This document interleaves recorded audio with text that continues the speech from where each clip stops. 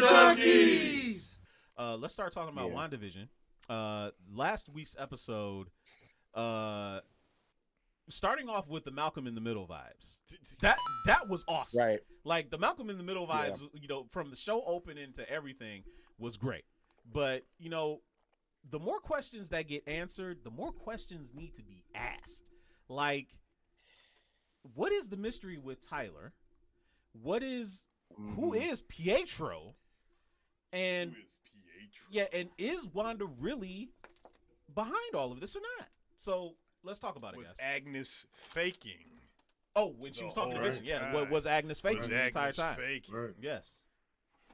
To me, I think the show is fantastic. I'm enjoying the development, and also, and again, not to pit them, not to pit them back and forth, but to see a show be dark without being over the top dark, like she's going through some stuff, and that last episode, I was like, like even the entire tone changed, for that brief, 4 or 5 minutes, to when he was trying to get free, and very well written, very good pacing, and I'm definitely looking forward to future episodes. I have to agree. I think one of the things I think stood out this episode, and the fact that they were going with the Malcolm in the Middle vibe, where as far as like having Tommy and Billy narrate the beginning of the show like they do. For sure. It was also interesting seeing how they're becoming their own characters in this story, to where like, okay, we more than likely will see something come out of this, because it's not like necessarily just Wanda just making this thing, creating them or whatever. They really are started kind of becoming like more their own characters that might stick around. Like I was getting that vibe like throughout the show, because you see like they were developing how I think it was which one is Wiccan? That's Tommy. Which one is Wiccan? I mean, I'm sorry, Tommy. Billy. That's Billy. Billy. Okay, so like, yeah, because like that whole part like toward like the climax of the show, where like he started like his power started like picking up and stuff. It's like, wait a minute, like it's like he's starting to it's like they're becoming real real people, it seems like. And I'm thinking that's something that's going to tie in, and I thought that was like really cool, with where they're like setting those building blocks to where it's like, okay, something is about to happen for real. Like I mean, we saw how everything would happen at the end of the episode, but it's obviously showing that like something big is about to pop off. It's going to be interesting. Like, I think I know why the kids are there, but when we get to the Pietro talk, I got a few questions. Right. Bro, we're at the Pietro talk it. Okay. Why is this version of Pietro reliving like the other Pietro's death?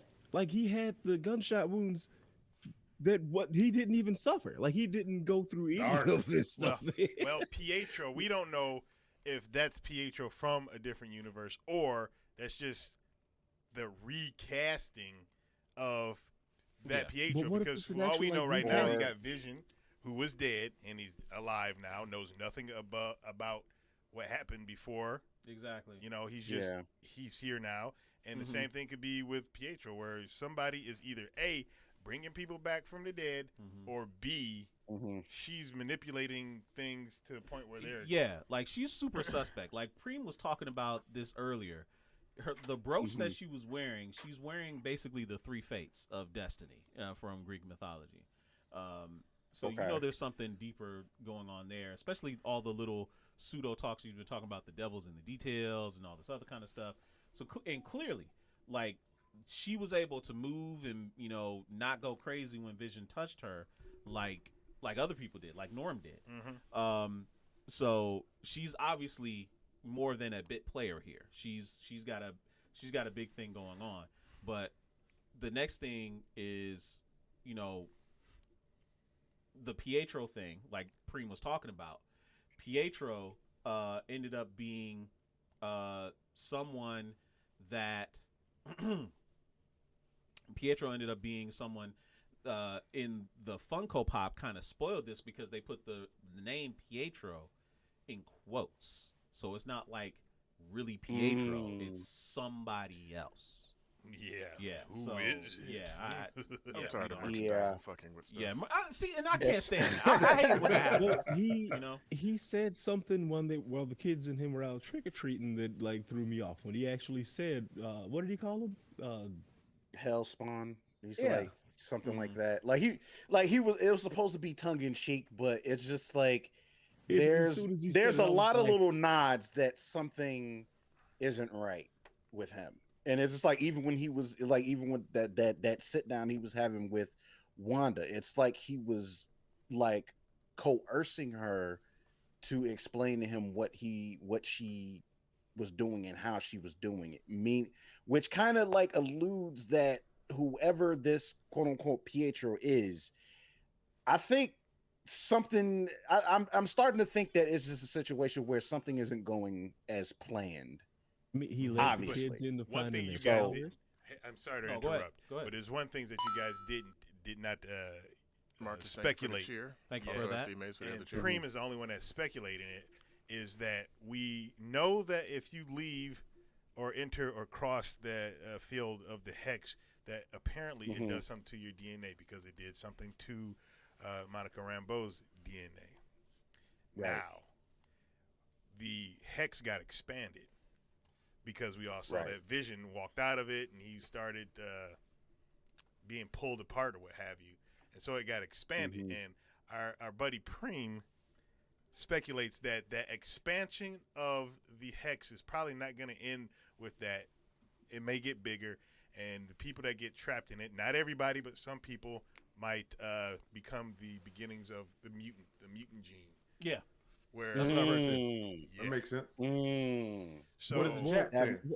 That makes sense. What does the chat say? That Yeah, makes what is sense. the chat? Well, the What chat's are they saying a saying in lot the of chat? things. The chat's saying a lot of things. One they're saying is that Nightmare may be behind all of this, not Mephisto, which actually makes a lot of sense if Nightmare is involved.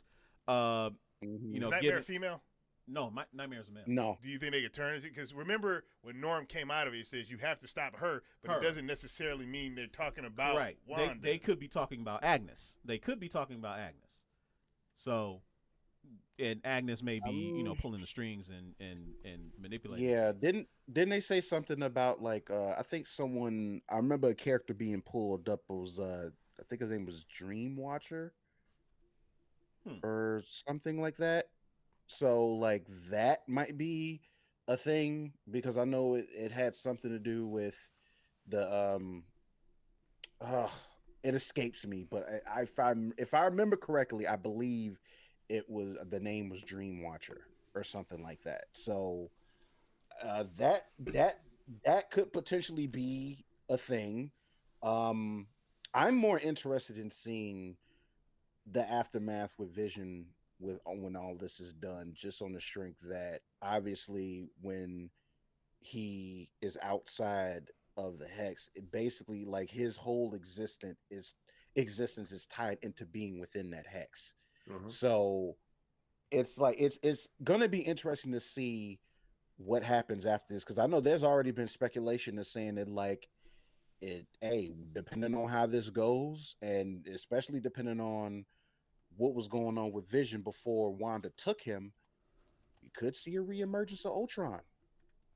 That actually, that's a really good theory, because that might be what Tyler is after in trying to get Vision. That's probably the whole reason why he had Vision in the first place. Because remember, Sword is all about artificial intelligence.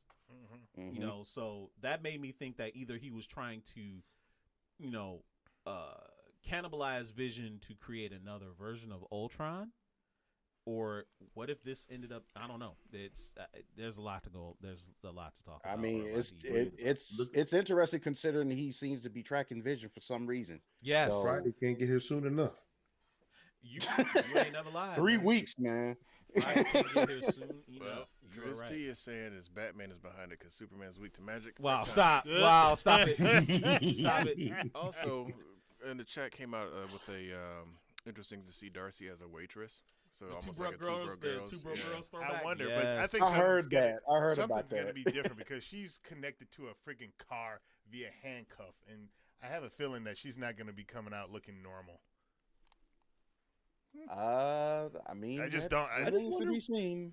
I wonder if that's mean, gonna have any effects on Vision. Actually, like break. He doesn't have like a traditional DNA or what? I don't No. know how to. it's no. Like, I mean, he's sentient. He's sentient. I think Also like dead. Also dead. also dead. So like he's complex. Like that's the only way we could put it. Yeah, Like but like is leaving and then getting sucked back in like but piece by piece and then reorganized once the thing's swell going to have any effect on him. Like I want to see that. true. I mean, it's just so many things to speculate with this show. It's ridiculous. Like It is. the thing is that like the fact that we are this far into like being such conspiracy theorists with this show it's amazing to me. They did a good job. Wait a minute. Chris T Wait, is 100% right. dude, Love wait. the fact that Disney We got have us to- thinking. Right. Yeah, Really that's quick what though, Chris said, we do have to talk about the ad though. Yo, Oh, what yeah, was what up with was that the deal with ad? that? What's up with that? I just ad? think the Binding of Isaac when I watched that because that literally that's an ending in Isaac where you see Isaac there and then he just kind of like turns into bones. So that's why I looked at that. That's what I was thinking. It's I know that always- has it's nothing to do always with it. Binding in Isaac Hey, with you. that It's game is always- amazing, and I'm sorry that you're not capable of playing. It's always wow.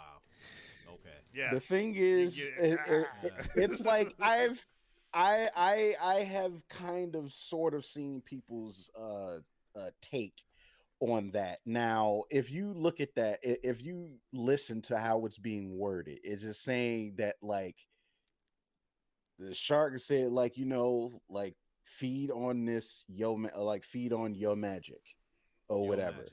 Yeah. So it's alluding that someone is feeding off of Wanda. That's some people's like theory about that because again, we already know that every ad in each episode is like some type of like nugget to whatever's affecting What were you Wanda. gonna say? Make it quick. So I was just gonna say because I was reading the Wikipedia about Nightmare, and it makes a lot of sense because he feeds off of people's nightmares and fears. and fears, and Yeah. so they can make this basically a sleeping awake thing where people are asleep but they're awake. He did that using Wanda somehow subconsciously to pull, blah blah blah, and eating them or something like that. So that makes a lot of sense. But So you're Nightmare saying- is Mephisto's son. So you're saying that WandaVision is Dark City? Maybe. In a way, Oh. possibly. In a I mean, way. but not nearly as bad. Not nearly. Dark as City was actually a decent movie. Yeah. Hey, we hope you enjoyed that clip.